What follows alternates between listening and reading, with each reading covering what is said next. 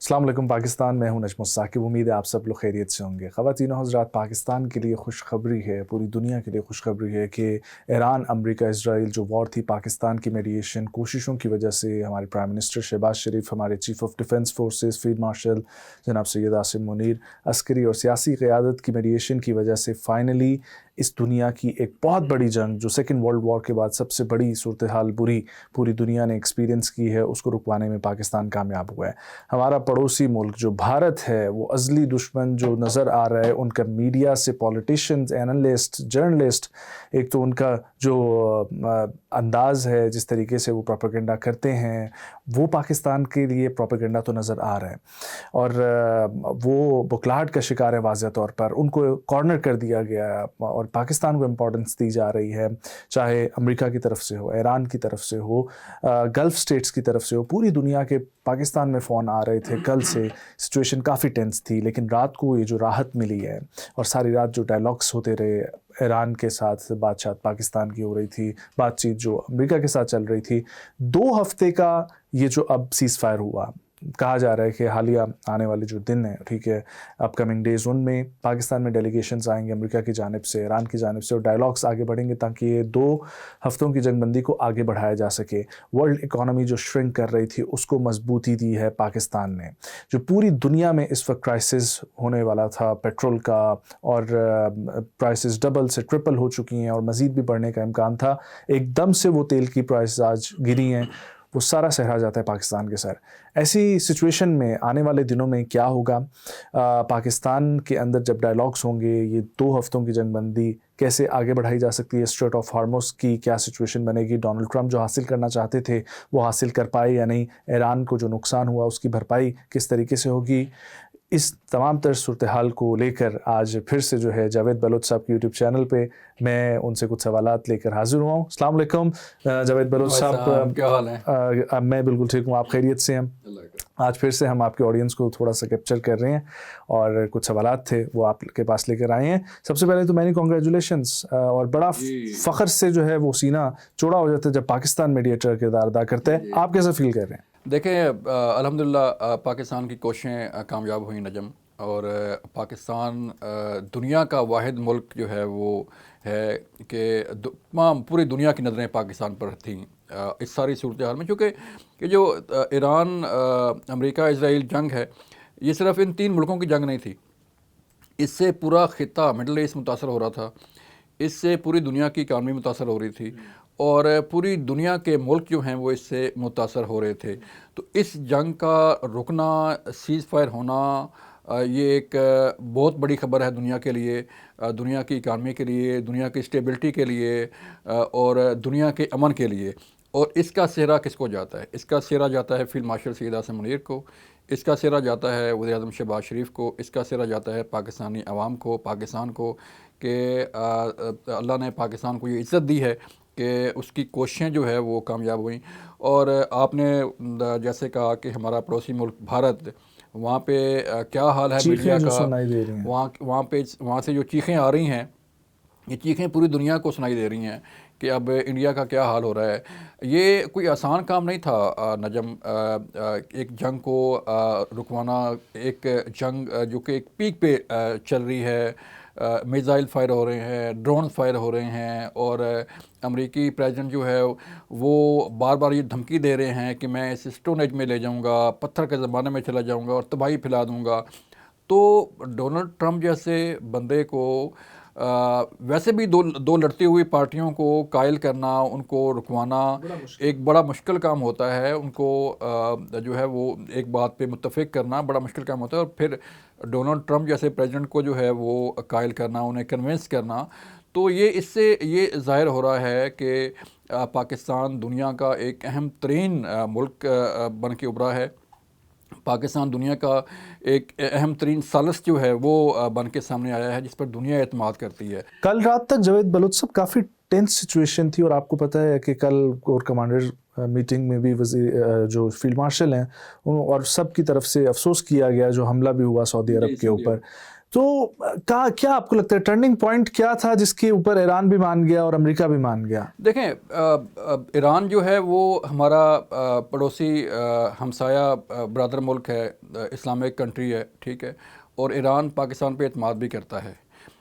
پاکستان نے جو ہے وہ ایران سے یہ ریکویسٹ کی تھی کہ جو ہے وہ حرمین شریفین کی سیکورٹی ہمارے پاس ہے، ہمارا ڈیفینس ایگریمنٹ ہے سعودی عرب کے ساتھ، تو اس پر جو ہے وہ حملے نہ کیے جائیں۔ تو گزشتہ روز جو حملے ہوئے پیٹرو کیمیکل پر سعودی عرب میں اور دوسری توانائی کے پروجیکٹ ہے، تو اس پہ پاکستان نے افسوس کا اظہار کیا۔ کور کمانڈر کانفرنس میں بھی اس پہ تشویش کا اظہار کیا گیا تھا اور اسے جو ہے وہ ایک غیر ضروری کشیدگی قرار دیا گیا تھا۔ پھر محمد بن سلمان سے وزیر اعظم نے بات کی، اپنا جو ہے وہ اس کی مذمت بھی کی، ان کو جو ہے وہ یقین بھی دلایا کہ پاکستان سعودی عرب کے ساتھ کھڑا ہے۔ تو پاکستان نے جو ہے وہ پھر دوبارہ سے یہ ایفرٹ ساری جو ہے وہ کی کہ سمجھایا ایران کو کہ آپ جنگ کی بجائے امن کی طرف آئیں، اور امن کے لیے اگر آئیں گے تو پاکستان آپ کے ساتھ کھڑا ہوگا۔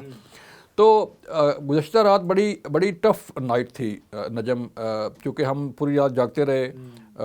کل ڈیڈ لائن تھی رات 8 بجے کی، اور یہاں پر پاکستان میں اس وقت جو ہے وہ کوئی صبح کے 3-4 بجنے تھے جب یہ ڈیڈ لائن ختم ہونی تھی۔ تو تقریباً کوئی 1 بجے جو ہے وہ وزیر اعظم شہباز شریف کا ٹویٹ جو ہے وہ آیا، پوری دنیا کے لیے راحت اور بنا۔ یہ ٹویٹ جو ہے یہ ایک ریکویسٹ انہوں نے کی کہ 2 ہفتوں کے لیے جنگ کو روکا جائے، سیز فائر کیا جائے۔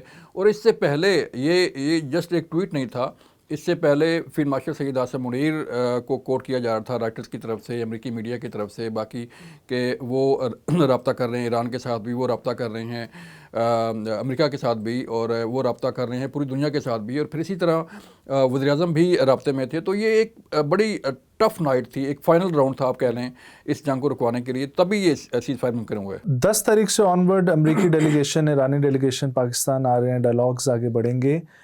یہ ایک ہوا جی، ایران بھی راضی ہو گیا، امریکہ بھی راضی ہو گیا، اسرائیل کہاں پر سٹینڈ کرتا ہوا نظر آتا ہے؟ دیکھیں اسرائیل کی تو کوشش ہوگی کہ ان ڈائلاگ کو سبوتات کیا جائے، وہ تو کبھی ان ڈائلاگ کے حق میں نہیں ہوتا، اور نہ ہی وہ چاہتا ہے کہ خطے میں امن قائم ہو، اس کا تو اپنا ایجنڈا ہے۔ لیکن ایون دین اس کے ایجنڈا ہونے کے باوجود ہماری یہ کوششیں کامیاب ہوئی ہیں۔ دیکھیں امریکہ کو اس جنگ میں کس نے دھکیلا؟ اسرائیل نے پریشر ڈال کے اسے کنونس کر کے امریکہ کو اس جنگ میں دھکیلا۔ تو اب اسرائیل تو نہیں چاہے گا کہ یہ جنگ ختم ہو، اور اسرائیل تو نہیں چاہے گا کہ اس خطے میں امن قائم ہو۔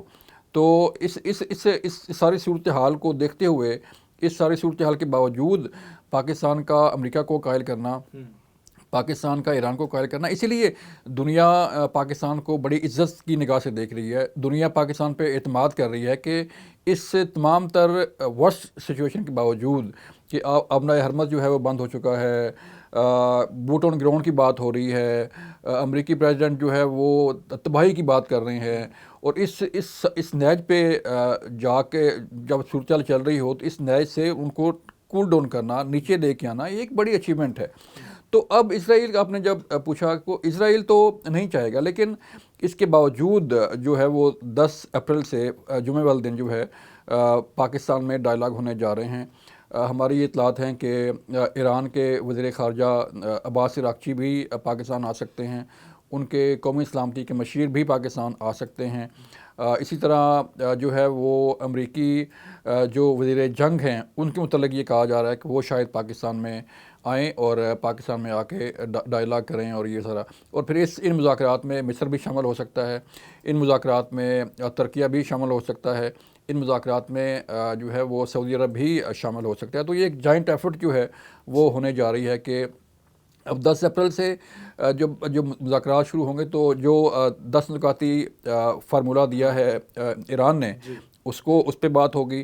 جو 15 نکات دیے ہیں ڈونلڈ ٹرمپ نے اس پہ بات ہوگی، تو ایک جائنٹ ایفرٹ ہوگی امریکہ کی طرف سے بھی، ایران کی طرف سے بھی، پاکستان کی طرف سے بھی ٹورڈ پیس کے ایک جو ہے وہ نقطے پہ پہنچا جائے تاکہ اس سیز فائر کو جو ہے وہ آگے لے کے چلا جائے. ٹھیک ہے، وہ بریکنگ دی آئس والی بات ہوتی ہے کہ ایک دفعہ برف ٹوٹنا بہت ضروری ہوتی ہے، اس کے بعد وہ پگھلنے کا پروسیس شروع ہو گیا. تو میرا خیال ہے وہ شروع ہو گیا پروسیس. 2 ہفتوں کے بعد کی سچویشن آپ کو کیسی نظر آتی ہے؟ دیکھیں یہ آپ کی بات ٹھیک ہے کہ آئس بریک کرنا بڑا ایک مرحلہ ہوتا ہے کہ ایک جو ہے وہ برف پگھلنا شروع ہو جائے، اور اس جنگ کو رکوانا جو ہے وہ ایک سب سے پہلا بڑا کام تھا. اب جب سیز فائر ہوتا ہے تو اس سے بڑی ہوپس جو ہے وہ کریٹ ہوتی ہیں، بڑی امیدیں لگ جاتی ہیں دنیا کو. اور جو سیز فائر کرتے ہیں، جو لڑتے ہوئے ملک جب سیز فائر کرتے ہیں تو وہی سوچ کے کرتے ہیں کہ اب ہم نے پیس کی بات کرنی ہے، اب ہم نے امن کی بات کرنی ہے، ہم نے جنگ کی بات نہیں کرنی. تو یہ ایک بڑا بریک تھرو ہے دنیا کے لیے. تو جنگ جو ہے وہ سیز فائر ہو چکا ہے. اب اس سیز فائر میں یہ کوشش ہوگی کہ اس سیز فائر کی وائلیشن نہ ہو. خطرہ ہے کہ اسرائیل کی طرف سے کوئی گڑبڑ ہو سکتی ہے ان 2 ہفتوں کے دوران، چونکہ اسرائیل کبھی نہیں چاہے گا کہ یہ اپنا مذاکرات کامیاب ہوں اور یہ ساری چیزیں ہوں. تو پاکستان کی یہ کوشش ہوگی، ایران کی یہ کوشش ہوگی، اور امریکہ کو بھی یہ کہا جا رہا ہے کہ سیز فائر کی وائلیشن نہ ہو. جب سیز فائر کی وائلیشن نہیں ہوگی نجم، تو پھر امن کی بات ہوگی.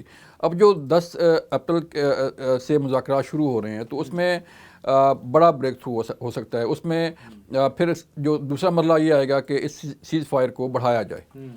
اب پاکستان کی جو پہلی کوشش تھی کہ وہ 45 ڈیز کی تجویز تھی کہ 45 ڈیز کے لیے جو ہے یہ سیز فائر کر لیا جائے، پھر بیٹھ کے بات کی جائے. لیکن نہیں ہوا. تو 2 ہفتوں کا ایسی جنگ میں تو 24 گھنٹوں کا سیز فائر بڑا معنی رکھتا ہے.